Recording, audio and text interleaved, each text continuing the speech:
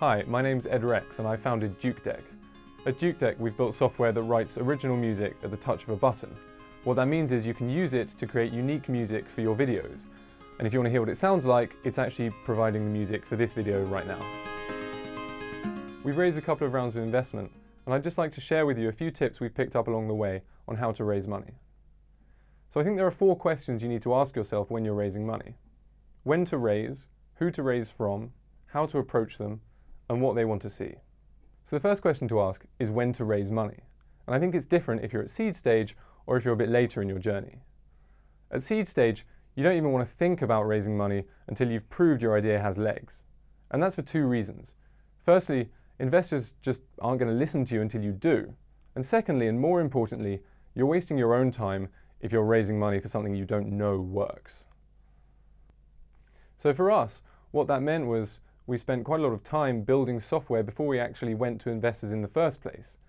By the time we went to them, we had a prototype that worked and we had something really good to show them, and that really helped us raise money. So it's a bit different if you're raising money at a later stage. What we've found is that you really need to start raising money before you need it. Because if you wait until you need it, you're not going to get a good deal. You're going to be desperate when you go and speak to investors, and that's not a good position to be in. The other thing we found is that you really have to start early. It takes a surprising amount of time to raise investment. It took us 6 to 9 months, and you really need to plan in advance and start work on it in advance. Because otherwise, if you start 3 months before you run out of money, you're going to be in a lot of trouble. The next question to ask is who you should raise money from. You might be tempted to spread a lot of paint, to get in touch with as many people as you can, but actually what you really need is investors who are interested in what you're doing. If you're a music company like us and you go to someone who only invests in social media, you're wasting everyone's time. Now we actually got very lucky in that one of the first people we talked to, a lovely guy named Mike, had worked on generative music, which is what we're doing, before. So he knew how hard what we're doing is, and he gave our stuff a listen and said, yeah, you're doing it quite well actually, so maybe we'll invest. But you don't want them to be too interested. If you go to an investor who's invested in something a bit like you before, they either are going to have been put off because that thing didn't work, or that thing will still be going and you'll essentially be its competition. If you go to that kind of person, again, you're wasting time. So you need to find the balance. You need to find someone who's interested in what you're doing, but not so interested that they've been through it before. So once you've figured out who to approach, you need to think about how to approach them. Now I got this very wrong first time round. I sent out a lot of emails to a lot of people, and, not many of them got back to me, presumably because, I hope, they have much more important things to do than replying to every email they get. Instead, what I found is the best way to get these people's attention is to cultivate relationships with them.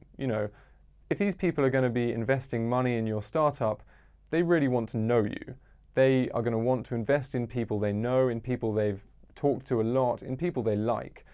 And what it comes down to ultimately is it's all about personal relationships. You need to go to as many events as you can, you need to talk to as many people as you can, you need to put yourself out there so that you meet eventually the right people. The first people you meet won't necessarily be the people who invest, but ultimately if you get out there enough, you'll find the people who are right for you. Now, forging personal relationships can be tricky, especially for the kind of people who run startups. I think one thing that really helps is personal intros. If you can get someone you know to intro you to an investor, they are always going to listen much more than if you just go up to them and chat to them at a conference. Any sort of intro you can get from anyone who knows them is a really, really valuable thing. It's sort of annoying that you have to do this. You want your idea to be judged purely on its merit, but ultimately that's not the way the world works, and you have to get people to vouch for you. And the fourth and final question to ask yourself is what investors are going to want to see when you do go and chat to them. There are a couple of things to think about here. The first is quite an obvious point, which is traction.